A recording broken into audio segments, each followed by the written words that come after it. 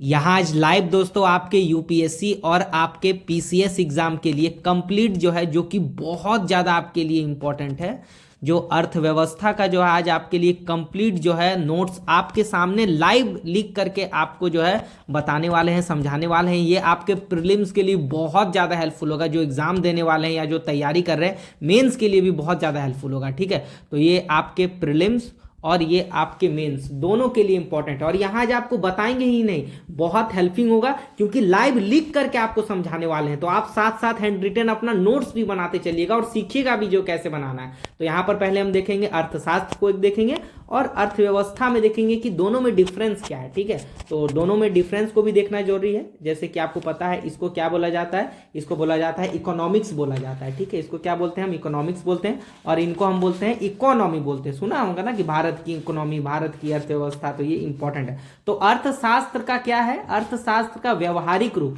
अर्थशास्त्र का जो व्यवहारिक रूप है या प्रैक्टिकल रूप बोलो, है ना, वो ही हमारा अर्थव्यवस्था है। ठीक है, और जो अर्थशास्त्र क्या है हमारा, एक सैद्धांतिक रूप है। ठीक है, क्या है ये, एक सैद्धांतिक ये रूप है। ठीक है, तो इसको ध्यान रखना है ना। जो स्कूल कॉलेज में हम पढ़ते हैं अर्थशास्त्र वगैरह, कंसेप्ट वगैरह पढ़ते हैं, और वही मान के चलो इकोनॉमिक्स स्कूल में पढ़े, कॉलेज में, और उसी से सीख करके हम बाहर बिजनेस करने लगे तो अर्थव्यवस्था हो गया। ठीक है, ऐसे समझो, बहुत नॉर्मल है। ठीक है, तो व्यवहारिक रूप यानी प्रैक्टिकल पार्ट है ये, है ना, किसका, अर्थशास्त्र का प्रैक्टिकल पार्ट ही हमारा अर्थव्यवस्था है। ठीक है, तो आप समझ गए होंगे।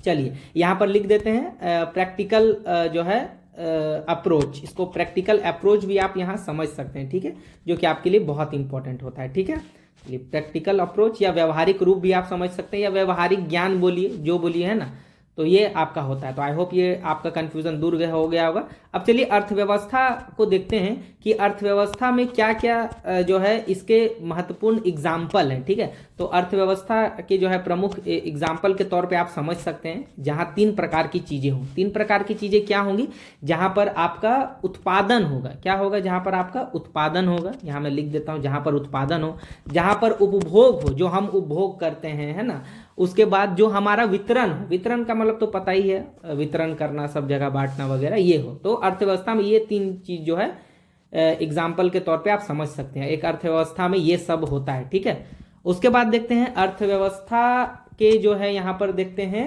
क्रियाएं, देखते हैं कि अर्थव्यवस्था के क्या क्या क्रियाएं हैं, है ना। तो अर्थव्यवस्था की क्रिया को हम देखते हैं, एक आर्थिक क्रिया होता है और एक गैर आर्थिक क्रिया होता है। ठीक है, तो आर्थिक क्रिया एक हो गया और इधर आपका एक गैर आर्थिक क्रिया। साथ साथ लिखते जाना, बहुत इंपॉर्टेंट। नोट्स भी बना रहे हो तो आप सब्सक्राइब जरूर कर लेना चैनल को। ठीक है, क्योंकि बहुत ही अच्छे वे में आपको समझाने वाले हैं। ठीक है, तो फिर एक आर्थिक क्रिया में जैसे एक पढ़ेंगे, जहां पर क्या होता है भाई, जहां पर उत्पादन होता है। ठीक है, जहां पर उत्पादन होता है और जिसे बाजार में क्या कर सकते हैं, हम बेच सकें, मतलब उत्पाद किए बाजार में बेच दिए, वो एक हमारा आर्थिक क्रिया हो गया। गैर आर्थिक क्या हुआ, देखो यहाँ पे लिख दिया, स्व उपभोग के लिए। क्या, स्व उपभोग के लिए, मतलब अपने खुद के लिए। एग्जाम्पल के तौर पे यहाँ पर समझो और अच्छे से समझ पाओगे। जैसे मान के चलो यहाँ पर सोचो, यहाँ एक मिनट मिटाने दो इसको यार ना, यहाँ पर जैसे मान के चलो एक किसान है जो क्या करता है, अपने परिवार के लिए क्या करता है, अपने परिवार के लिए जो है वो क्या कर रहा है, अपने परिवार के लिए केवल क्या कर रहा है, कुछ जो है खेती वगैरह कर रहा है अपने परिवार के लिए, है ना। उसको बाजार वगैरह से कोई लेना देना नहीं है, है ना। बाजार भुगतान से, यहाँ बाजार कर लेना, ठीक है, ये गलती से हो गई। बाजार भुगतान मूल्य उसमें जो है शामिल नहीं होता। ठीक है, मतलब अपने लिए किया, खेती किया, अपने परिवार तक सीमित रखा, उसको बाजार में बेचना उचना कुछ नहीं है। ठीक है, तो अर्थव्यवस्था के भाग में ये नहीं आता, लिख दिया। और अर्थव्यवस्था के भाग में नहीं आएगा मतलब जीडीपी में भी शामिल नहीं होगा, है ना। इसी को बोलते हैं हम, याद रखना, केयरिंग इकोनॉमी। इसी को बोलते हैं हम केयरिंग इकोनॉमी। प्रीलिम्स में पूछा जा सकता है, देखभाल अर्थव्यवस्था, इसी को हम बोलते हैं। ठीक है, ओके। तो गैर आर्थिक में ही शामिल होगा हमारा केयरिंग इकोनॉमी, जीडीपी में शामिल ये होता नहीं है ना, क्योंकि जब बेचेगा ही नहीं तो फिर कहाँ से ही होगा। ठीक है, चलिए ये तो आपका हो गया होगा। चलिए नेक्स्ट टॉपिक पे आते हैं, अब यहाँ आते हैं। ठीक है, चलिए तो सब्सक्राइब आप जरूर कर लेना। उसके बाद देखते हैं यहाँ पर इंपॉर्टेंट टॉपिक हम देखते हैं, अर्थव्यवस्था यानी कि आपके इकोनॉमी, है ना। एक मिनट रुकिए, एक मिनट मिटाने दीजिए क्योंकि अच्छा से लिखना भी पड़ेगा ना। चलिए अर्थव्यवस्था लिखते हैं यहाँ पर, सॉरी अर्थशास्त्र, है ना। क्योंकि अर्थशास्त्र में ही तो हम पढ़ते हैं ना, अर्थशास्त्र के प्रकार को हम पहले देख लेते हैं कि अर्थशास्त्र के प्रकार क्या क्या होते हैं। ठीक है, तो अर्थशास्त्र के यहाँ पर रुको, ऐसे नहीं लिखेंगे, बहुत अच्छा से आपको समझाना पड़ेगा, क्योंकि यहाँ अर्थशास्त्र, ठीक है, ये आपका अर्थशास्त्र हो गया और इसके प्रकार को हम देखेंगे। अर्थशास्त्र के बेसिकली दो प्रकार होते हैं। ठीक है, एक आपका व्यष्टि हो गया, है ना, और एक आपका हो गया समष्टि हो गया। ठीक है, एक व्यष्टि और एक आपका समष्टि अर्थशास्त्र। तो इसको हम बोलते हैं माइक्रो इकोनॉमी बोलते हैं, और इसको हम बोलते हैं मैक्रो इकोनॉमी बोलते हैं। ठीक है, तो ये तो आपने पढ़ा भी होगा एनसीईआरटी में। तो माइक्रो इकोनॉमी में क्या होता है, तो इसमें जो है आर्थिक क्रियाकलाप जो है, मतलब इसका जो आर्थिक क्रियाकलाप वगैरह जो होता है, मतलब ये क्या होता है, ये आपका व्यक्तिगत होता है। क्या होता है, व्यक्तिगत होता है। ठीक है, व्यक्तिगत मतलब समझो जैसे सूक्ष्म टाइप से इसको समझ लो। जैसे एक व्यक्ति मान के चलो, है ना, या तो मान के चलो कंपनी के तौर पे मान के चलो, है ना, कंपनी के तौर पे मान के चलो, या समूह पे मान के चलो कि एक कंपनी, एक समूह अपने लिए कर रहा है। ठीक है, या वहाँ के क्षेत्र के लिए कर रहा है। लेकिन यहाँ पर समष्टि यानी मैक्रो में संपूर्ण अर्थव्यवस्था आ जाएगा। ठीक है, संपूर्ण अर्थव्यवस्था मतलब आ जाएगा, मतलब यहाँ समझो जैसे व्यापक है, ये थोड़ा व्यापक है। जैसे कि इसमें एग्जाम्पल के तौर पे और अच्छे से समझ पाइएगा। जैसे यहाँ पर समझो राष्ट्रीय जैसे आय हो गया। ठीक है, तो भारत के स्तर पर देखते हैं, हम लोग बात करते हैं ना यार बेरोजगारी, तो बेरोजगारी भी तो भारत की बेरोजगारी, तो ये हो गया, है ना। ठीक है, और यहाँ पर जैसे एक और समझते हैं जीडीपी, है ना, जीडीपी वगैरह समझते हैं। जीडीपी जैसे भारत की जीडीपी आपने सुना होगा। गरीबी, है ना, भारत की गरीबी हो गया, तो मतलब कि गरीबी को हम एक बड़े समूह के तौर पे देखते हैं ना। फिर जैसे भारत की शिक्षा प्रणाली कैसी है, हम अपने लिए तो बात नहीं कर रहे, हाँ, दो तीन लोग मिल करके हम लोग उस पर डिस्कस करते तो वो जो है वो वेस्टी में आ जाता है। ठीक है, लेकिन यहाँ पूरे शिक्षा प्रणाली की बात की जा रही है। ठीक है, तो यहाँ पर चलिए देखते हैं अर्थव्यवस्था के क्षेत्र की, ये बहुत ज्यादा इंपॉर्टेंट है। इसको आप जो है अपने कॉपी में लिखिए, बाकी सभी को लिखिए, इसको हाईलाइट कर लीजिएगा। सेक्टर ऑफ जो है इकोनॉमी बहुत इंपॉर्टेंट है। तो सेक्टर ऑफ इकोनॉमी क्या होता है, यहां से हम देखते हैं। ठीक है, तो ये तीन प्रकार का होता है, ये तीन प्रकार का आपने पढ़ा होगा। पहला एक होता है हमारा प्राथमिक होता है, जिसको हम क्या बोलते हैं, प्राइमरी भी बोलते हैं। ठीक है, क्या बोलते हैं हम उसको, प्राइमरी भी बोलते हैं। उसके बाद दूसरा हमारा होता है द्वितीयक होता है। क्या होता है दूसरा, द्वितीयक, जिसको हम सेकेंडरी भी बोलते हैं, राइट। तीसरा हमारा तृतीयक होता है, इसको टर्सरी क्षेत्र भी बोलते हैं। ठीक है, ओके, याद रखना, इसको अच्छे से माइंड में याद रखना। क्षेत्रक तो कितना है, 3 है। ठीक है, अच्छा, ठीक है। और अच्छा, इसी तृतीयक में फिर और 2 है, एक चतुर्थ है ना, और एक हमारा क्या है, पंचम है। ठीक है, तो कितना अच्छा, देखिए आपको रिवीजन करा रहे हैं, तो आप सब्सक्राइब एंड सपोर्ट यार जरूर कर लेना। ठीक है, चलिए आगे बढ़ते हैं। और तो प्राथमिक को पहले हम देखते हैं कि प्राथमिक में क्या क्षेत्र है, इसमें क्या क्या आता है, नहीं आता है, सारा हम इसमें डिस्कस करने वाले हैं। ठीक है, तो सबसे पहला तो ये समझो, पहले इसका डायग्राम ऐसे फ्लो चार्ट टाइप का बना लेते हैं ताकि समझने में आपको इंपॉर्टेंट हो। देखो रोजगार, है ना, रोजगार का सबसे बड़ा, मानो कि रोजगार का सबसे बड़ा ये स्रोत है ना, प्राथमिक क्षेत्र। 45% जनसंख्या इसी पर अभी भी निर्भर है। ठीक है, और समझ जाओ कि क्या है, निर्भरता, है ना। फिर कृषि इसका जो है मुख्य रूप है, प्राथमिक क्षेत्र का जो है कृषि जो है इसमें मुख्य योगदान देता है। ठीक है, उसके बाद यहाँ समझो इसका जो है मुख्यतः ये कहाँ से प्राप्त होता है, मुख्य रूप से ये प्राप्त कहाँ से होता है, तो ये प्रकृति से प्राप्त होता है। कहाँ से प्राप्त होता है, ये प्रकृति से हमारा ये प्राप्त होता है, इसको ध्यान रखना आप। ठीक है, चलिए उसके बाद देखते हैं जीडीपी। जीडीपी में देखेंगे इसका योगदान, देखेंगे बहुत इंपॉर्टेंट, तो 16 से 18%। देखो 45% जनसंख्या निर्भर, लेकिन जीडीपी में मात्र देखो 16 से 18%। चलो इसका उदाहरण देखो, उदाहरण से यूपीएससी के प्रीवियस ईयर में बहुत पूछा जाता है। तो एक आपका कृषि हो जाएगा, पता ही है, पशुपालन वगैरह हो जाएगा, है ना, भैंस बकरी चराना वगैरह ये सब। जैसे मत्स्य पालन मतलब मछली पालन जो हम करते हैं, बांध बना के देखा है ना, छोटा छोटा तालाब वगैरह बना करके। फिर वानिकी हो गया, है ना, बगीचा वगैरह। फिर उसके बाद खनन हो गया, माइनिंग, जैसे कोयला निकालना या निष्कर्षण करना खनिज, तो ये सब हो गया। ठीक है, उसके बाद यहाँ पर उत्खनन हो गया। ठीक है, तो याद रखना। अच्छा, खनिज को याद रखना, खनिज ये धरती पर ऐसे लंबवत किया जाता है। ठीक है, लेकिन उत्खनन जो होता है वो क्षैतिज किया जाता है। आपने पढ़ा ना, सिंधु घाटी की सभ्यता से उत्खनन की गई जो है मूर्तियां या स्वरूप वगैरह जो भी है, तो याद रखना दोनों में, है ना, खनन और उत्खनन। चलिए आगे बढ़ते हैं नेक्स्ट टॉपिक में। तो आपको पसंद आ रहा है तो सब्सक्राइब जरूर कर लेना, ठीक है, क्योंकि अच्छा, इसको थोड़ा मिटा करके अच्छा से लिखते हैं, एक में, क्योंकि मैं बहुत अच्छे से मैं आपके लिए लिख करके समझा रहा हूँ, ठीक है। तो आप लोग यार सपोर्ट करना, हिंदी मीडियम के लिए हेल्पफुल कंटेंट हमेशा लेकर के आते रहते हैं और आप लोग सपोर्ट कीजिएगा तो संपूर्ण इकोनॉमिक्स को इसी तरह जो है हम खत्म कर देंगे। एक भी क्वेश्चन आपके प्रीलिम्स से यहाँ से बाहर नहीं जाएगा, ठीक है। और आपको टेंशन भी नहीं होगा किताब वगैरह इतना बुक वगैरह ये करने का, ठीक है। मतलब टेंशन आपका हम खत्म कर रहे हैं, ठीक है। फिर विनिर्माण द्वितीय क्षेत्र, तो आपको पता है विनिर्माण और निर्माण है ना, विनिर्माण और निर्माण गुजरात वगैरह जाते हैं ना जी, बिहार यूपी झारखंड के लोग काम करने मारुति सुजुकी टाटा फैक्ट्री में, तो इसको क्या बोलते हैं, मैन्युफैक्चरिंग बोलते हैं, मैन्युफैक्चरिंग उद्योग, जहाँ पर कार का पार्ट वगैरह ऐसा बन रहा है, कार बन रहा है ना, बड़ा बड़ा गाड़ी बन रहा है ना। तो इसमें जैसे कि एक मिनट रुको, इसको और अच्छा से लिखते हैं। तो आपको पता है द्वितीय पहले विनिर्माण और निर्माण का मतलब समझा ही दिया, मैन्युफैक्चरिंग जहाँ होता है, जैसे जल आपूर्ति हो गया इसमें आता है, विद्युत हो गया, रिफाइनरी हो गया, जो पेट्रोल वगैरह हो ना, मथुरा हो गया गुजरात में हो गया, जो नहीं लगा है टाटा अंबानी का जो लगा है आपका रिफाइनरी लगा है, इंडियन ऑयल हो गया, ये सब हो गया है ना रिफाइनरी। फिर कच्चे माल को यहाँ उत्पाद में बनाया जाता है, यानी कोयला से मान के चलो, कोयला गया स्टील प्लांट गया और वहां से विनिर्माण होकर के हमारा स्टील बन गया है ना। तो कच्चा माल कोयला था और स्टील हमारा हो गया द्वितीय क्षेत्र में आ गया। तो कच्चे माल को उत्पाद के रूप में बनाया जाता है। इंपॉर्टेंट इसमें थोड़ा देख लो, जो आपका है जीडीपी में योगदान जो इसका कितना है, 28 से 30% इसका जो है, एक मिनट यार ये हटाने दो इसको, है ना। जीडीपी में इसका योगदान कितना है, 28 से 30% जो है इसका जीडीपी में योगदान है, ये याद रखना, ठीक है। तो बहुत अच्छे से आप समझ गए होंगे, ठीक है। कच्चे माल को उत्पाद के रूप में बनाया जाता है। फिर आते हैं तृतीय क्षेत्र, वेरी इंपॉर्टेंट, इसी पे फोकस ज्यादा रहेगा। तृतीय क्षेत्र, टर्सरी क्षेत्र भी बोलते हैं। भारत में समझो, जीडीपी में समझो, भारत में जो इसका जीडीपी योगदान है ना, बहुत इंपॉर्टेंट है। लगभग 55 से 60% इसका जीडीपी में योगदान है भारत में, यानी सबसे ज्यादा अगर किसी का जीडीपी में योगदान है तो तृतीय क्षेत्र का, ठीक है, सबसे बड़ा, ये समझ गए होंगे। जैसे कि इसको सेवा क्षेत्र भी बोला जाता है, सर्विस क्षेत्र हो गया है ना, जैसे अमेजॉन हो गया, ये वगैरह भी और एग्जाम्पल पढ़ेंगे। शिक्षा भी जैसे तृतीय क्षेत्र में आता है, सेवा भी तृतीय क्षेत्र में आता है। फिर भंडारण आपका इसमें हो गया। फिर एक आपका इसमें हो गया क्या, इसमें आपका हो गया एक बहुत इंपॉर्टेंट स्वास्थ्य हो गया। फिर इसमें एक इंपॉर्टेंट आ गया आपका एक परिवहन हो गया। परिवहन के बाद आपका एक इंपॉर्टेंट इसमें हो गया विपणन, है ना, इसको अच्छा से लिखते हैं विपणन, है ना। विपणन, विपणन मतलब मार्केटिंग जी, है ना, विपणन मतलब मार्केटिंग वगैरह हो गया। कृषि बाजार का सुना होगा ना आपने, है ना।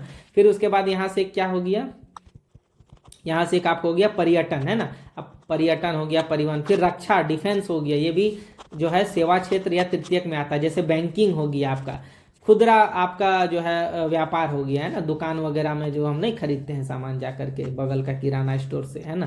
तो अंतरिक्ष हो गया, अंतरिक्ष भी आपका सेवा क्षेत्र में आ गया। अनुसंधान हो गया, है ना, अनुसंधान और विकास आपका हो गया। रिसर्च एंड डेवलपमेंट हो गया, जहाँ बड़ा बड़ा कंपनी लगता है बगल में देखा होगा ना कि अनुसंधान विकास, CSIR का आपने सुना होगा नाम वगैरह, ये सब, है ना।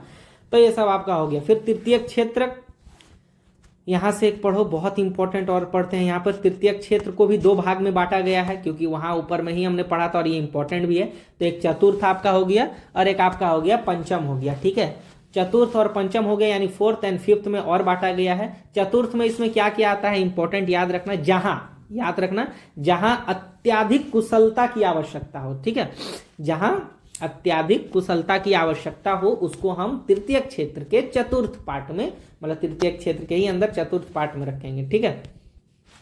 ओके, तो जहां क्या करेंगे हम, शिक्षा, बैंकिंग आपका एक हो गया। अब शिक्षा, अब पढ़ा तो वही सकता है ना जिसको पढ़ाने आता हो। बैंकिंग वही चला सकता है ना जो एग्जाम वगैरह क्वालिफाई करके ही हो। अनुसंधान, रिसर्च एंड डेवलपमेंट सब तो नहीं कर सकता है। अब डिलीवरी बॉय तो नहीं कर सकता है इसमें, है ना। तो इसके लिए थोड़ा सा अत्याधिक कुशल चाहिए। अब पंचम में देखो, इसमें उच्च प्लस अत्याधिक, है ना, इसमें उच्च प्लस अत्याधिक कुशल चाहिए, मतलब कि थोड़ा इसमें इससे ज्यादा चाहिए, ठीक है। जैसे कि इसमें निर्णय लेने की क्षमता, बस इसको एक ऐड कर देना, उच्च अत्याधिक प्लस निर्णय, ये इंपॉर्टेंट है। निर्णय लेने की क्षमता, इसको अच्छे से हम लिख देते हैं, जिसमें तो है अत्याधिक कुशल और उच्च कुशल हो और निर्णय लेने की क्षमता हो। याद रखना, निर्णय लेने की क्षमता हो, वो आपका पंचम क्षेत्र में आता है। एग्जाम्पल से और अच्छा से समझ पाइएगा, ठीक है। एग्जाम्पल जैसे आपका IAS IPS वगैरह ऐसे हो गया ना, IAS IPS, आप लोग IAS IPS बनिएगा तो निर्णय ये ना लीजिएगा जी, है ना। तो इसमें लोक प्रशासन जैसे आ गया, जैसे IAS हो गया, IPS हो गया, है ना, ETC वगैरह ये सब हो गया, तो समझ आ गया होगा आपको, ठीक है। चलिए आगे बढ़ते हैं और इम्पोर्टेंट टॉपिक को लेकर के आगे बढ़ते हैं। और क्या क्या है थोड़ा सा रिकॉल करने दो मुझे। चलिए इतना तो इम्पोर्टेंट हो गया, बाकी इम्पोर्टेंट है और आप सब्सक्राइब जरूर कर लेना, क्योंकि देखो बहुत मेहनत से आपके लिए वीडियो बनाते हैं। तो चलिए देखते हैं रोजगार निर्भरता, ऊपर वाला को ही अभी थोड़ा और अच्छे से आसानी से यहाँ पर पढ़ेंगे। रोजगार निर्भरता पढ़ेंगे हम, तीनों का पढ़ेंगे। किसका पढ़ेंगे? प्राथमिक का, एक आपका प्राथमिक क्षेत्र का देखेंगे कि किसमें रोजगार निर्भरता की जो है क्या जो है प्रतिशत है, देखेंगे। द्वितीयक का देखेंगे और यहाँ पर हम हमारा क्या देखेंगे? एक तृतीयक का देखेंगे। तो अभी हमने पढ़ा तो आपको याद भी हो गया होगा। जैसे रोजगार निर्भरता की बात करें तो यहाँ पर पेन को थोड़ा चेंज कर लेते हैं। तो प्राथमिक क्षेत्र में कितना है? 45% रोजगार निर्भर है। अभी बात किए थे ना कृषि पर, और उस पे हम उसके बाद हम देखेंगे जैसे आपका 25 से 30% आपका द्वितीय क्षेत्र पर, और 30 से 35% निर्भर है इसमें तृतीय क्षेत्र में है। ठीक है, तो आगे और भी इसका डिटेल हम देखेंगे। चलिए तो रोजगार निर्भरता का हो गया, लिख लेना उसको कॉपी में। फिर जीडीपी पर योगदान है ना, जीडीपी पे योगदान देखेंगे। जीडीपी पर योगदान क्या है? आपका प्राथमिक, द्वितीयक और तृतीयक, यानी ये क्षेत्र का। ठीक है, ओके, सॉरी इसको अच्छा से हम लिख देते हैं यहाँ पे तृतीयक। चलिए एक मिनट थोड़ा इसको अच्छे से मिटा करके लिख देते हैं ताकि आपको अच्छा से समझ आए।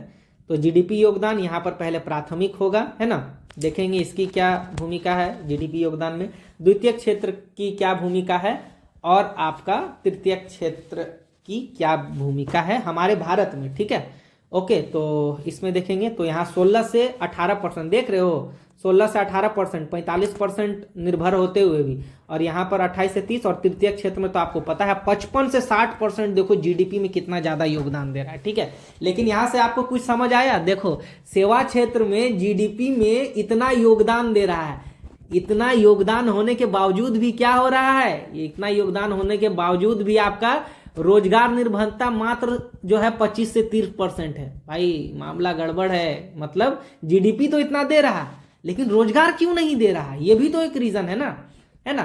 कारण देखो उसका क्या है, यहाँ पर समझो, कारण को अच्छे से समझो। कारण मांग आधारित जो है क्या है? मांग आधारित कुशल जो है कारीगर या कौशल हमारे पास नहीं है ना। श्रमिक वैसा नहीं है जिसके पास जो डिमांड कर रही है कंपनी को कि हमको ऐसा कुशल कारीगर या श्रमिक चाहिए, इसी कारण नहीं है इतना रोजगार उसमें। ठीक है, फिर यहाँ पर देखेंगे, यहाँ जो है अत्याधिक, आपको पता है कुशलता, अत्याधिक कुशलता की जो है श्रमिक जो है चाहिए, जो कि अभी भारत में बहुत मान के चलो कम है। ठीक है, और उसके बाद इंपॉर्टेंट टॉपिक देखते हैं इतना कम होने का कारण कम इसलिए है क्योंकि भारत, यहाँ देखते हैं भारत में जो क्या है, श्रमिक जो है, श्रमिक बहुत हैं। श्रमिक तो ऐसा नहीं है कि भारत में बहुत श्रमिक है, आपने देखा होगा, लेकिन कुशल नहीं है, वही बात है ना। मतलब खाली ईंटा वगैरह ढो, ये ढो, है ना, तो ऐसा तो नहीं चाहिए ना, कुशल भी चाहिए ना। अब नीति आयोग का देखो, एक नीति आयोग का रिपोर्ट क्या कहता है, इसको मेंस में लिख दीजिएगा ना, बहुत अच्छा मार्क्स मिलेगा आपके यूपीएससी और पीसीएस में। ठीक है, तो नीति आयोग का क्या है मानना है कि नीति आयोग जो है कहती है कि मांग आधारित कुशल जो है, नीति आयोग के अनुसार, रिपोर्ट के अनुसार मांग आधारित कुशल मात्र 12% है। अब लो, भारत में मांग आधारित श्रमिक कुशल जो है 12% है, यानी 100% श्रमिक है तो उसमें केवल 12% ही जो है श्रमिक कुशल है। अब इसको बढ़ाने के लिए क्या किया गया है, तो इसको आप मेंस में भी लिख सकते हैं और ये ना प्री में भी आ सकता है। ठीक है, तो प्रधानमंत्री कौशल विकास योजना है ना, प्रधानमंत्री कौशल विकास योजना, जैसे आईटीआई हो गया है ना, पॉलिटेक्निक हो गया, आईटीआई तो आपने सुना होगा नाम, है ना। तो टेक्निकल चीज को ज़्यादा ये करना, पीएमकेवाई भी बोलते हैं, इसका अभी 4th संस्करण चल रहा है। ठीक है, तो इसको भी लिख लेना, वर्तमान में इसका 4th संस्करण चल रहा है, कौशल मंत्रालय द्वारा इसको जारी किया जाता है। इसको भी आप याद रखना, पूछेगा तो बहुत इंपॉर्टेंट है, कौशल मंत्रालय द्वारा जारी किया जाता है ना। और इसका जो है 2015 में इसको जो है स्टार्ट किया गया था, प्रारंभ किया गया था, आपको पता भी होगा। ठीक है, आपने तो बहुत सारा पोस्टर भी देखा होगा ना, प्रधानमंत्री लिखा उसके बगल में। अच्छा ये देखो, आज़ादी के समय यानी 1951 और 52, ये आज़ादी का समय था। इस समय देखो इंपॉर्टेंट है, आज़ादी के समय क्या था ना हमारे पास, इस समय जो है हमारे पास जो कृषि, समझो इस समय जो है जीडीपी में, मतलब जीडीपी में जो है योगदान था कृषि का, कितना था सोचो, कृषि का योगदान जो जीडीपी में 55%, सोचो कितना ज्यादा था आजादी के समय 51-52 में, 1951-2 में। और रोजगार इसमें कितना था, रोजगार निर्भरता इसमें कितना था, तो रोजगार निर्भरता इसमें लगभग 70% इसमें रोजगार निर्भरता था आजादी के समय। देखो जीडीपी में 55% और रोजगार भी देखो 70%। लेकिन वर्तमान में क्या हुआ है, रोजगार निर्भरता तो वही है, वर्तमान में भी रोजगार निर्भरता तो है, अभी तो हम देखें ना 45% है तो, लेकिन समझो क्या है, प्रच्छन्न बेरोजगारी है, जीडीपी वैसा नहीं दे पा रहा है ना। और इसका कारण है प्रच्छन्न बेरोजगारी। प्रच्छन्न बेरोजगारी मतलब क्या हुआ, समझो प्रच्छन्न बेरोजगारी मतलब होता है ना, मजदूर को अगर कुछ मजदूर को हटा भी दे तो उत्पादन से कोई फर्क वगैरह पड़ने वाला नहीं है। तो ये आप समझ गए होंगे। तब देखो जीडीपी में 55 था और अभी कितना कम है ना। तो यहां पर देखेंगे प्रच्छन्न बेरोजगारी क्या है, इसको देखेंगे हाईलाइट करके, हाईलाइट तो मैंने कर ही दिया है। तो भारत में जो है क्या है, भारत में कृषि में ये सबसे ज्यादा है, कृषि में यह सबसे ज्यादा प्रच्छन्न बेरोजगारी है। मतलब अगर कृषि कार्य से अगर कुछ मजदूर को अभी वर्तमान समय हटा भी देना तो उत्पादकता में नहीं पड़ेगी, है ना, क्योंकि भाई निर्भरता ज्यादा है ना। उसके बाद देखेंगे प्रच्छन्न बेरोजगारी को यहाँ मैं लिख भी दे रहा हूं, जैसे कि अतिरिक्त श्रमिक की सीमांत है ना, अतिरिक्त श्रमिक की सीमांत, जैसे इसको और अच्छे से समझो आसान भाषा में, इन्हें मान के चलो हटा भी अगर देना, अगर मान के चलो इन्हें हटा भी दिया जाए, है ना, तो जो है उत्पादकता में कोई जो है मतलब कि अप्रभावित रहेगा, ठीक है, मतलब कि कोई फर्क ऐसे पड़ेगा नहीं, ठीक है। तो इसी को ना बोलते हैं प्रच्छन्न बेरोजगारी। बाप रे बाप, देखो कितना है कि मान के चलो इतना निर्भरता है, तो इसको हमको कम करना चाहिए, है ना। प्रच्छन्न बेरोजगारी इसी को बोलेंगे ना, कि मान के चलो उसको हटा भी दे मजदूर को तो कोई फर्क ऐसे नहीं पड़ेगा। तो ये समझ आ गया होगा आपको प्रच्छन्न बेरोजगारी क्या है। इसके बाद चलो हम देखते हैं अर्थव्यवस्था। अर्थव्यवस्था का यहाँ पर देखते हैं प्रकार को, देखते हैं अर्थव्यवस्था के प्रकार को हम देखते हैं, जो कि आपके लिए बहुत ज्यादा इंपॉर्टेंट है, ठीक है। तो इसको इधर साइड कर लेते हैं और इसको थोड़ा हम ऊपर कर लेते हैं ताकि अच्छा से आपको बता पाए। तो यहाँ पर जो है बेसिकली 3 प्रकार हैं अर्थव्यवस्था के, ठीक है। तो अर्थव्यवस्था के 3 प्रकार हैं, एक आपका पूंजीवादी अर्थव्यवस्था है ना, एक आपका आपने सुना होगा, ये इंपॉर्टेंट है, अच्छा है ना, एक पूंजीवादी अर्थव्यवस्था हो गया। अच्छा, ऊपर मैंने अर्थशास्त्र के क्षेत्रक वो बोला था, है ना, जिसमें प्राथमिक वगैरह था, वो अर्थशास्त्र वाला था, ये अर्थव्यवस्था वाला है, ध्यान रखना, ठीक है। फिर एक समाजवादी आपका हो जाएगा, है ना, समाजवादी अर्थव्यवस्था एक हो जाएगा, आपने सुना होगा सोशलिस्ट। और एक आपका मिश्रित अर्थव्यवस्था, मिक्स्ड इकोनॉमी। पूंजीवाद को कैपिटल बोलते हैं, याद रखना, ठीक है, कैपिटलिज्म, ओके। तो पूंजीवादी, समाजवादी और मिश्रित अर्थव्यवस्था, 3 प्रकार के हमारे पास अर्थव्यवस्था के प्रकार हैं, जो कि आपके यूपीएससी प्रीलिम्स और मेंस के लिए बहुत ज्यादा इंपॉर्टेंट है। ऐसे सभी एग्जाम के लिए इंपॉर्टेंट है, लेकिन बेसिकली हम तो उसी के लिए कर रहे हैं। देखो जैसे इसमें क्या आता है, पूंजीवादी में बाजार अर्थव्यवस्था, है ना, लिख देते हैं अच्छे से, बाजार आधारित अर्थव्यवस्था ही होती है। और इसमें इंपॉर्टेंट क्या आता है, इसमें इंपॉर्टेंट आता है जैसे एडम स्मिथ का एक इसमें जो है आता है, एडम स्मिथ, जो इसके बारे में आप सुना होगा कि पूंजीवादी अर्थव्यवस्था के बहुत बड़े समर्थक थे, ठीक है। तो इसको थोड़ा छोटा कर देते हैं ताकि और भी यहाँ से लिख पाए हम, ठीक है। थोड़ा इसको छोटा कर लिए। चलो आप सब्सक्राइब जरूर कर लेना दोस्तों, क्योंकि कंटिन्यू बहुत मेहनत लगता है ऐसे लिख करके समझाने में, ठीक है। और इसने क्या कहा था, एडम स्मिथ ने क्या कहा था, इसको थोड़ा अच्छे से पढ़िए, ठीक है। एडम स्मिथ ने कहा था कि जो है मांग एवं आपूर्ति, मांग जो एवं आपूर्ति है वो बाजार की अदृश्य शक्ति है। क्या है वो, बाजार की अदृश्य शक्ति आपकी है, ठीक है, मांग और आपूर्ति। तो ये एडम स्मिथ ने कहा था, आप इसको याद रखना। फिर यहाँ पर देखते हैं समाजवादी। अच्छा ना, अभी समाजवादी को नहीं करेंगे, अभी थोड़ा सा नीचे पूंजीवादी के बारे में और थोड़ा पढ़ेंगे, ठीक है। थोड़ा इसको नीचे कर देते हैं। अच्छा, यहाँ पर और देखते हैं पूंजीवादी, सरकार का जो है इसमें जो है हस्तक्षेप न्यूनतम, है ना, सरकार का जो हस्तक्षेप इसमें न्यूनतम नहीं होता है, न्यूनतम होता है, ठीक है, इसको याद रखना। सरकार का हस्तक्षेप इसमें न्यूनतम होता है। बाजार का नियंत्रण जो है इसमें होता है, मार्केट का नियंत्रण, यानी मार्केट, बाजार आधारित अर्थव्यवस्था। उसके बाद उद्देश्य इसका क्या है, उद्देश्य इसका क्या है भाई, तो लाभ कमाना। जैसे कि मान के चलो केवल लाभ कमाना, है ना, लाभ अर्जित करो, निवेश करो, लाभ अर्जित करो, ये करो, है ना, मतलब कि बिजनेस मॉडल टाइप, है ना, केवल लाभ करना। उसके बाद यहाँ पर और देखते हैं, उसके बाद हम देखते हैं समाजवादी अर्थव्यवस्था, सोशलिस्ट, है ना, यूएसएसआर, है ना। पूंजीवादी को आप अमेरिका वाला समझ सकते हैं, यूएसए, और इसको समाजवादी को आप रूस वाला। तो सरकार का हस्तक्षेप इसमें ज्यादा है भाई, समाजवादी है, सरकारी है, तो सरकार का हस्तक्षेप ज्यादा होगा।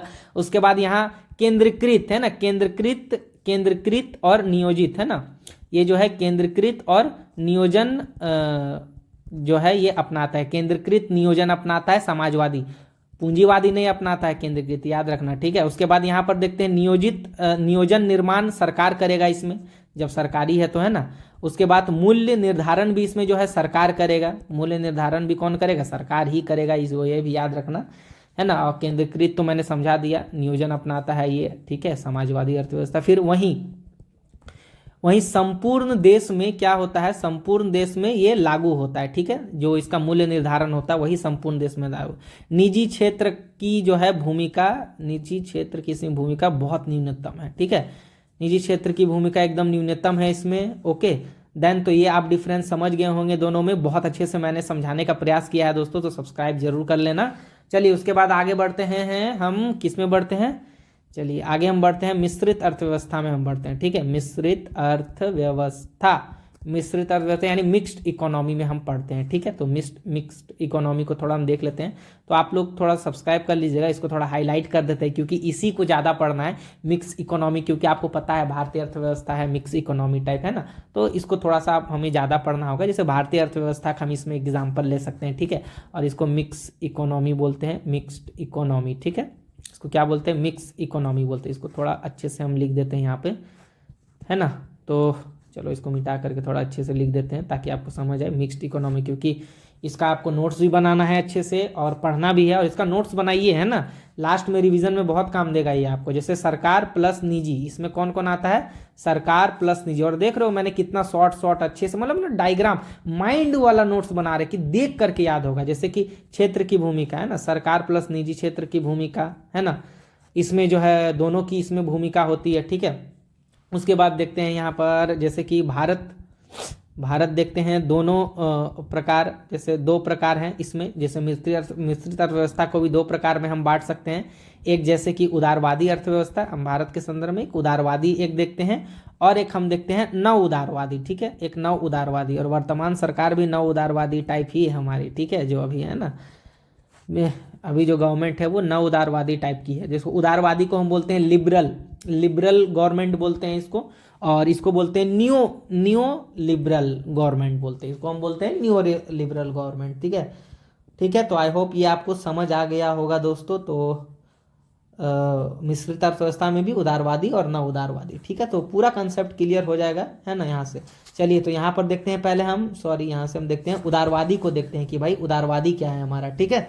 तो उदारवादी को देखते हैं, तो ये 1991 में एक एलपीजी सुधार किया गया था, जैसे लिबरलाइजेशन, एक प्राइवेटाइजेशन और ग्लोबलाइजेशन, ये आपको पता होगा फुल फॉर्म, इसका सुधार हुआ था 1991 का सुधार ये हुआ था, के बाद जो है हम उदारवादी बने, यानी एलपीजी सुधार के बाद हम उदारवादी बने, ठीक है, 1991 में, है ना। के बाद फिर सरकार का नियंत्रण इसमें थोड़ा कम किया गया, है ना, जब सरकार का नियंत्रण कम किया गया था, है ना। उसके बाद जो है निजी क्षेत्रों को यहाँ बढ़ावा दिया गया था, निजी क्षेत्रों को बढ़ावा दिया गया था, जैसे आपको पता है लाइसेंस वगैरह ये सब ये दे दिया था निजी क्षेत्र को कि भाई आप लाइसेंस दिखाओ तब जो है उद्योग स्टार्ट करो। तो एलपीजी का हमने फुल फॉर्म यहाँ लिख देते हैं ताकि आप इसको ना अच्छे से समझ भी हो। जैसे एलपीजी, जैसे एक आपका लिबरलाइजेशन हो जाएगा, लिबरलाइजेशन, फिर आपका हो गया प्राइवेटाइजेशन हो गया, ठीक है, यानी निजीकरण, है ना, ठीक है, निजीकरण, और एक आपका ग्लोबलाइजेशन हो जाएगा, ठीक है। तो इसको ग्लोबलाइजेशन को हम क्या बोलते हैं, ग्लोबलाइजेशन को हम बोलते हैं आपका क्या बोलते हैं, भूमंडलीकरण, है ना, यानी अन्य देश, एक देश मतलब अन्य देश से भी, है ना। चलिए तो फिर चलो ये तो आपको क्लियर हो गया होगा, ठीक है। चलिए यहाँ पर देखते हैं नव उदारवादी को देखते हैं, ठीक है, जो कि बहुत ज़्यादा इंपॉर्टेंट है। वर्तमान भारत सरकार भी इसी प्रकार में है, नव उदारवादी टाइप में है, याद रखना, ठीक है। अच्छा, भारत की जो है भूमिका है ना, सरकार की जो है भूमिका व्यवसाय चलाना नहीं है।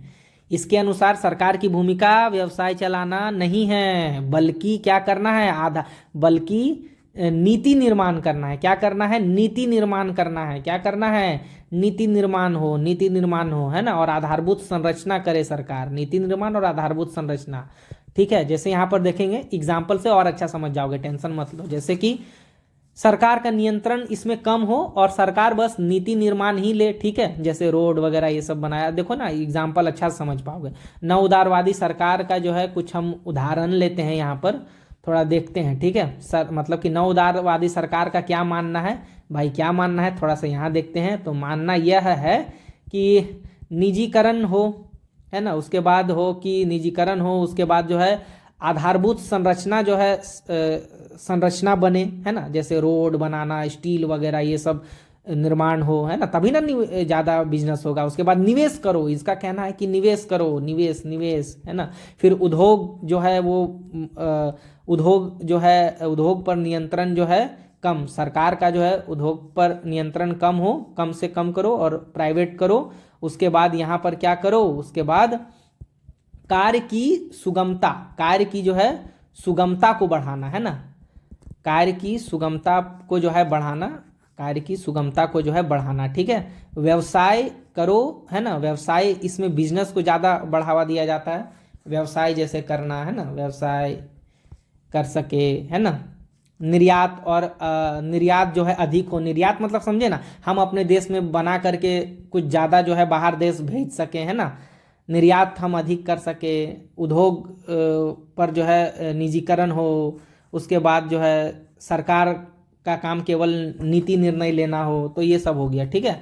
ये आप समझ गए होंगे, आधारभूत तो आप समझ गए होंगे। फिर अर्थव्यवस्था को देखते हैं, अर्थव्यवस्था के यहाँ पर प्रकार को देखते हैं, ठीक है। अर्थव्यवस्था के प्रकार ये बहुत ज़्यादा इंपॉर्टेंट है, ठीक है, इसको अपने कॉपी में लिखना, ठीक है, बहुत इंपॉर्टेंट है। बाकी सभी इंपॉर्टेंट है, मैं केवल इंपॉर्टेंट टॉपिक्स को बता रहा हूँ जो आपके एग्जाम के लिए बहुत हेल्पफुल है, ठीक है।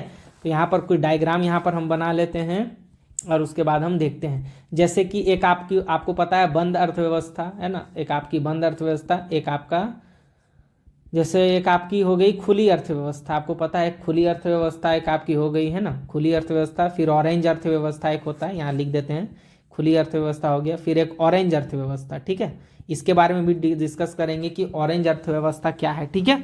फिर यहाँ पर देखेंगे कि ऑरेंज इकोनॉमी के बाद देखेंगे गिग इकोनॉमी, यानी गिग अर्थव्यवस्था देखेंगे, जो करेंट में भी था ग्रे इकोनॉमी को हम देखेंगे, ग्रे अर्थव्यवस्था। फिर यहाँ पर देखेंगे अंतरिक्ष अर्थव्यवस्था, ठीक है, अंतरिक्ष अर्थव्यवस्था, स्पेस इकोनॉमी।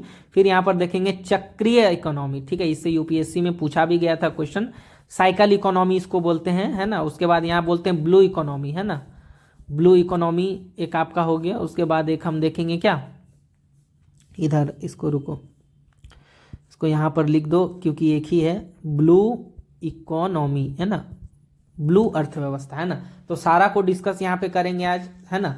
तो चलिए एक एक करके इसको डिस्कस करते हैं, थोड़ा सा जूम कर लेते हैं ताकि यहाँ स्पेस में हम आपके लिए शॉर्ट नोट्स यहीं बना दें। तो चलिए इसमें क्या होता है, आयात निर्यात क्या होता है, बंद होता है, बंद है तो भाई दोनों बंद होगा, आयात भी निर्यात भी, ना सामान जाएगा ना सामान आएगा। इसको जो है न्यू नेम इसका दिया गया है, अभी ऑटार्की से इसको बोला गया है। अभी रूस में हुआ है ना जी, युद्ध वगैरह चल रहा है ना, तो इसको ऑटार्की बोला जा रहा है, ठीक है ना। तो ये याद रखना, अभी न्यू नियम इसको ऑटार्की। जैसे खुली अर्थव्यवस्था समझ गए, जिसमें आयात निर्यात क्या हो, ओपन हो, सामान जा भी रहा है सामान आ भी रहा है ना, वस्तु आ रहा है जा रहा है ना। तो ये खुली अर्थव्यवस्था, इसको ओपन इकोनॉमी भी बोलते हैं, ठीक है, ओपन इकोनॉमी भी इसको बोलते हैं, है ना। उसके बाद यहाँ पर देखते हैं इंपॉर्टेंट ऑरेंज अर्थव्यवस्था, यानी आपका, है ना, ऑरेंज इकोनॉमी को देखते हैं हम, क्या है, नारंगी अर्थव्यवस्था, ऑरेंज इकोनॉमी।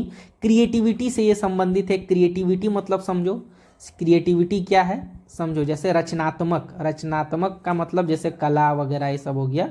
जैसे यहाँ पर सोचो, जैसे कि एक आपका हो गया कला हो गया, है ना, कला के बाद आपका एक हो गया संस्कृति, आपका एक हो गया संस्कृति के बाद आपका एक हो गया जैसे बौद्धिक क्षमता हो गया, बौद्धिक संपदा, है ना, सॉरी बौद्धिक संपदा हो गया, है ना। उसके बाद आपका रचनात्मक, रचनात्मक तो ये है ही है ना, रचनात्मक जैसे फिल्म वगैरह हो गया, यूट्यूब पे जो वीडियो बनाते हैं वो सब हो गया, रील वगैरह जो बनाते हैं वो सब हो गया। और इसी सब से जो प्राप्त धन होता है, यानी यूट्यूब से, रील से जो भी प्राप्त धन होता है उसको बोलते हैं ऑरेंज इकोनॉमी, यानी, है ना, इसको क्या बोलते हैं। अभी मान के चलो आप इंस्टाग्राम में, फेसबुक में, यूट्यूब में वीडियो बनाते हैं तो उसका कुछ अर्निंग होता है, तो वो भी तो भारतीय अर्थव्यवस्था में महत्वपूर्ण योगदान निभा रहा है कि हम विदेश से पैसा यहाँ पर भारत में ये कर रहे हैं। और गिग अर्थव्यवस्था तो आपको पता है प्रोजेक्ट आधारित अर्थव्यवस्था, है ना, गिग अर्थव्यवस्था, है ना, प्रोजेक्ट आधारित अर्थव्यवस्था इसको बोलते हैं। एग्जाम्पल के तौर पे इसको समझो,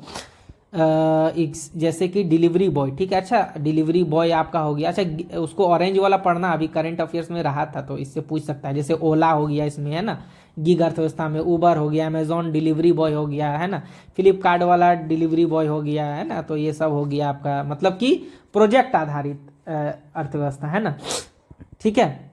ब्लिंकिट का आपने नाम सुना होगा। जैसे गिग अर्थव्यवस्था में क्या होता है, जैसे गिग अर्थव्यवस्था में क्या होता है आप यहाँ से समझो। गिग अर्थव्यवस्था में जैसे होता क्या है कि इसमें जो है अधिकांश क्या है, एक मिनट, गिग अर्थव्यवस्था जिसमें अधिकांश जो है इसमें क्या है, अधिकांश जो है ये असंगठित है। क्या है, असंगठित है ना, असंगठित है। जोमेटो वगैरह नाम सुना है ना जी, खाना वगैरह जो डिलीवरी लेकर के आता है, जोमेटो हो गया, ये सब हो गया। तो ये सब सामाजिक मतलब क्या होता है, पहले तो इसमें समझो ये असंगठित तो है ही, साथ में सामाजिक और निश्चित वेतन इसमें नहीं मिलता है। फिर कार्य सुरक्षा इसमें वगैरह इसमें नहीं है। तो ये सब क्या है, नहीं है। सामाजिक, निश्चित वेतन, कार्य सुरक्षा इसमें अच्छा से नहीं मिलता है, ठीक है। तो ये सब एक चैलेंजिंग है इसमें, ठीक है, जो गिग अर्थव्यवस्था में एक चुनौती जो है उत्पन्न लाता है ना। उसके बाद एक चीज़ हम देखते हैं यहाँ पर, रुको एक मिनट, इसको ना गिग इकोनॉमी को थोड़ा सा और लिखेंगे तब ना, क्योंकि इससे क्वेश्चन आएगा। एक मिनट, सीधा, अरे यार सीधा हो जा। चलो इसको ना ऐसे करके लिखते हैं, ठीक है। चलो गिग इकोनॉमी के बारे में हम देखते हैं। सामाजिक सुरक्षा, एक आपको पता है सामाजिक सुरक्षा संहिता 2000 आपका कितना आया था, सामाजिक संहिता सुरक्षा 2020 जो आया था, जिसमें गिग इकोनॉमी की सुरक्षा, सामाजिक सुरक्षा की बात की गई थी, ठीक है। इसकी सुरक्षा की बात की गई थी 2020 की सुरक्षा संहिता में इनकी बात की गई थी। लेकिन ये भाई पूरा नहीं था, आंशिक रूप से था, ये पूरा अमल हुआ नहीं। ये फिर भी ये क्या था, आंशिक रूप से ये था, क्या था, आंशिक रूप से ये जो है था, ठीक है। क्या था, आंशिक रूप से ये सुरक्षा दिया, ज़्यादा वो हुआ नहीं, ठीक है। अच्छा, भारत क्या है, भारत जो है आप समझो वर्तमान समय में कि लगभग 77 लाख जो है गिग वर्कर अभी भारत में है। सोचो, गिग वर्कर अभी 77 लाख गिग वर्कर है अभी भारत में, है ना, 77 लाख लोग अभी हैं इसमें, ठीक है। इसको लोग और गिग इकोनॉमी जो है से जुड़े हैं, ये तो आप समझ गए हैं, गिग इकोनॉमी से ये जुड़े हैं 77 लाख वर्तमान समय में अभी। और ये भी समझो कि संभावना या अनुमान ये लगाया जा रहा है कि आपका 2030 तक ये लगभग 2.5 करोड़ हो जाएगा, ठीक है। ये सब डिलीवरी बॉय है ना, जोमेटो वगैरह जो भी इसमें काम करते हैं, यानी जो ड्राइवर वगैरह ये सब है ना, जो पहुंचाते हैं आपके घर में। तो इम्पोर्टेंट इसमें आपका क्या है, इसमें याद रखना कुशल और अकुशल, कुशल और अकुशल दोनों इसमें शामिल है, ठीक है।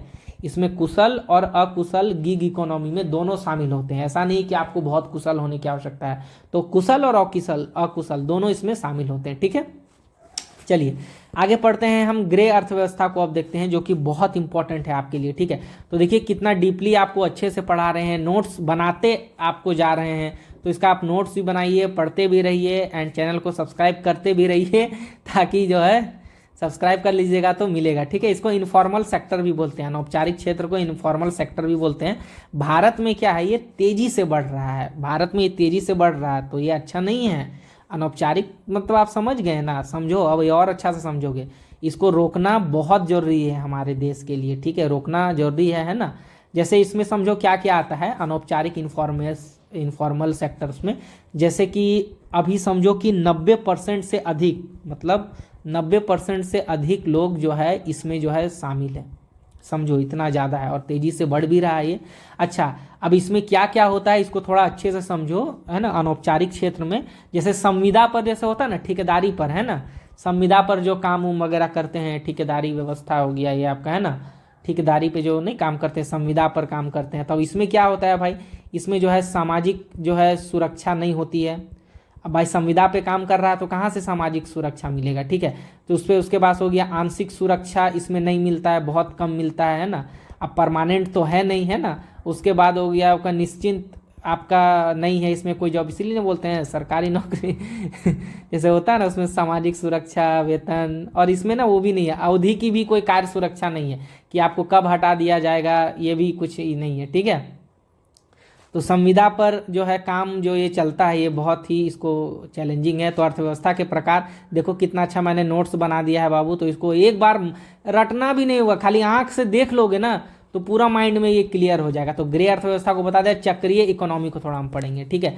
अंतरिक्ष भी है, ब्लू भी है, लेकिन थोड़ा चक्रीय को पहले देख लेते हैं क्योंकि ये इंपॉर्टेंट है। इससे यूपीएससी में क्वेश्चन आया था, तो ये थोड़ा पढ़ लो, है ना, तो आपको पता भी चल जाएगा थोड़ा, है ना। तो थोड़ा सा यहाँ पर देखते हैं, बाकी हम सबका करेंगे। और हाँ, इसका थोड़ा ना आप नोट्स बनाते चलना कॉपी में, है ना, नोट्स बनाते चलना या स्क्रीनशॉट वगैरह भी ले लेना इसका, जो कि आपके लिए बहुत इंपॉर्टेंट है ना। तो चक्रीय अर्थव्यवस्था के बारे में हम थोड़ा पढ़ते हैं कि चक्रीय अर्थव्यवस्था हमारा है क्या, ठीक है। चक्रीय अर्थव्यवस्था के बारे में पढ़ते हैं, इसको हाईलाइट कर लेते हैं, इंपॉर्टेंट है ये आपके लिए, ये मेंस के लिए भी आपके लिए इंपॉर्टेंट है। एग्जाम्पल दे दीजिएगा ना तो बहुत अच्छा आपको इससे जो है मार्क्स मिलेगा, ठीक है। तो चक्रीय अर्थव्यवस्था को पढ़ते हैं, इसको हम, आपको पता है, साइकिल इकोनॉमी बोलते हैं। क्या बोलते हैं? साइकिल इकोनॉमी, है ना, साइकिल का पहिया, ठीक है, साइकिल इकोनॉमी, ठीक है। अच्छा, ये क्या होता है? रेखीय की चुनौती जो होता है को ये क्या करता है? रेखीय की चुनौती को चक्रीय जो ये दूर करता है, मतलब रेखीय अर्थव्यवस्था की चुनौती को चक्रीय अर्थव्यवस्था दूर करता है, पुनः उपयोग करता है। ये पुनः उपयोग इसका करता है, रिसाइकल करता है चक्रीय अर्थव्यवस्था। अच्छा, रेखीय क्या है, थोड़ा इसको भी आप समझ लो, है ना, नहीं तो कंफ्यूजन रहेगा कि अरे भाई अमित भाई आपने तो रेखीय बताया नहीं। रेखीय क्या होता है ना, जिसका पुनः चक्रण मतलब नहीं होता है, यानी संसाधन की बर्बादी, पर्यावरण प्रदूषण वगैरह इससे होता है। रेखीय मतलब क्या हो गया? रेखीय मतलब हो गया जो है रेखीय अर्थव्यवस्था, इसको हम क्या बोलेंगे, जैसे इसमें क्या होगा, संसाधन की ये जो है क्या होगा, बर्बादी इससे होगी, है ना, संसाधन की इससे जो है बर्बादी होगी। और इससे जो है पर्यावरण, है ना, पर्यावरण जो है इससे प्रदूषण इससे होता है, पर्यावरण प्रदूषण। तो वही ना, रेखीय के उल्टा आपका क्या हो गया, चक्रीय, यही दूर करेगा। अब समझो यहाँ से। अच्छा, मैंने लिख दिया है नीचे इसका, ठीक है, तो ये देख लेना, रेखीय का भी लिख दिया है मैंने, है ना। चलो, ये थोड़ा ना स्पीड चल रहा है, ठीक है। तो जैसे रेखीय में हो जाए रिसाइकल रिड्यूस हो जाएगा, है ना, जो 3R पे ये काम करता है, ये आपको जैसे पता ही है ना, तो इसको भी आप देख लेना। उसके बाद यहाँ पर देखते हैं अंतरिक्ष अर्थव्यवस्था को हम थोड़ा देखते हैं, ठीक है। अंतरिक्ष अर्थव्यवस्था को थोड़ा हम देखते हैं क्या है अंतरिक्ष अर्थव्यवस्था। अंतरिक्ष अर्थव्यवस्था को थोड़ा देखते हैं क्या है। तो ये इंपॉर्टेंट है आपके लिए, करेंट अफेयर्स में हमेशा रहता है। तो इसको हम बोलते हैं स्पेस इकोनॉमी, ठीक है। इसको क्या बोलते हैं? स्पेस इकोनॉमी, ठीक है। इसको हम बोलते हैं स्पेस इकोनॉमी, ठीक है। इसको हम बोलते हैं स्पेस इकोनॉमी। जैसे प्रक्षेपण यान हो गया, प्रक्षेपण यान का जो है उत्पादन हो गया, इसको उत्पादन करना, है ना। फिर उत्पादन इसका करके, जैसे एक पता, जैसे कि आपका GSLV हो गया, है ना, PSLV हो गया, HSLV हो गया, तो इसको लॉन्च वगैरह करना, है ना, ये GSLV हो गया, PSLV, इसको लॉन्च करना और सस्ते मूल्य पर जो है दूसरे देश को बेचना, तो ये भी एक अर्थव्यवस्था में हमारा आ गया ना, है ना। फिर आपका अंतरिक्ष से संबंधित जो है विकास को जो है डेवलप करना स्पेस इकोनॉमी में। फिर आपका जो है अनुसंधान, है ना, याद रखना, अनुसंधान आपका हो गया और विकास हो गया, यानी रिसर्च एंड डेवलपमेंट, R&D, ठीक है, रिसर्च एंड डेवलपमेंट हो गया, ठीक है। तो इसको याद रखना, कार्य 3R पर R वाला, तो इसको देख लिया, रिड्यूस, रिसाइकल, है ना, और आपका रिसाइकल तो ये आप समझ गए होंगे, है ना, रीयूज, रिसाइकल, रिड्यूस, तो 3R पे जो काम करता है चक्रीय वाला, तो वो देख लेना आप, ठीक है। थोड़ा सा, है ना, इसको अच्छे से देख लेना।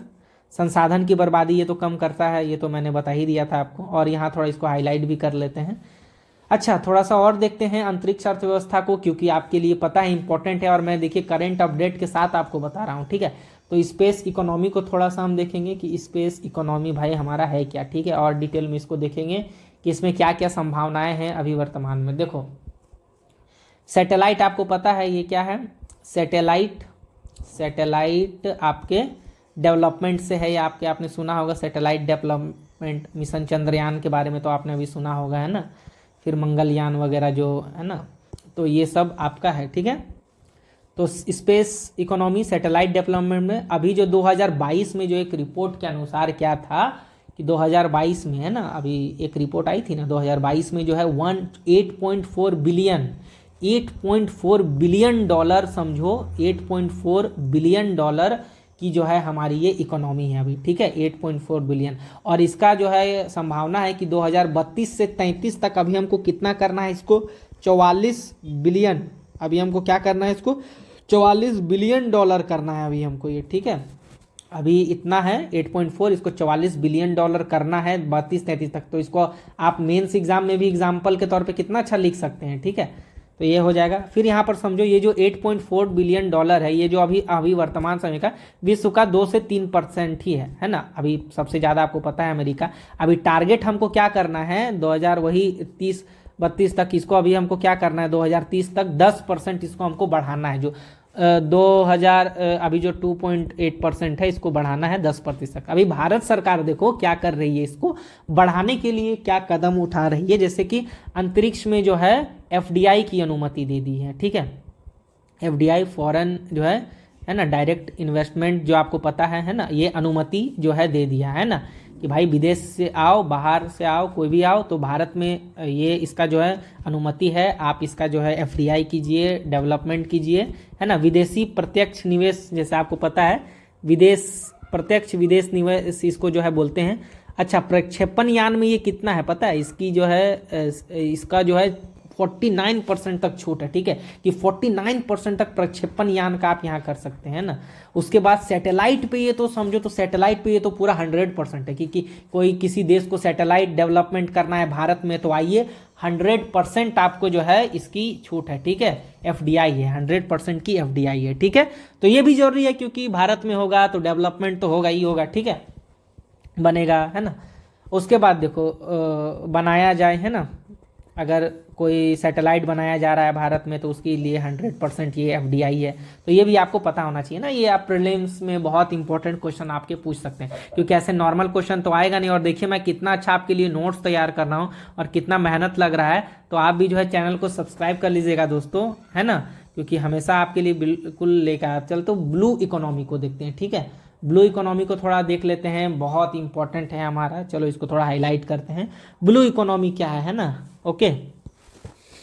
चलो इसको देखते हैं ब्लू इकोनॉमी को।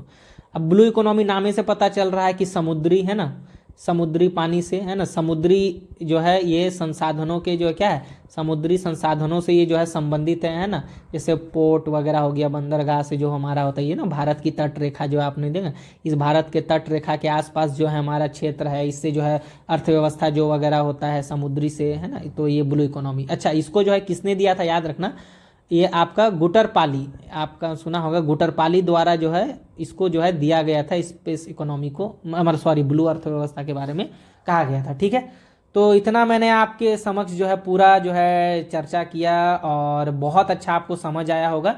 टॉपिक बाय टॉपिक इसी तरह का और लेकर के आते रहेंगे आप सभी के लिए वीडियो।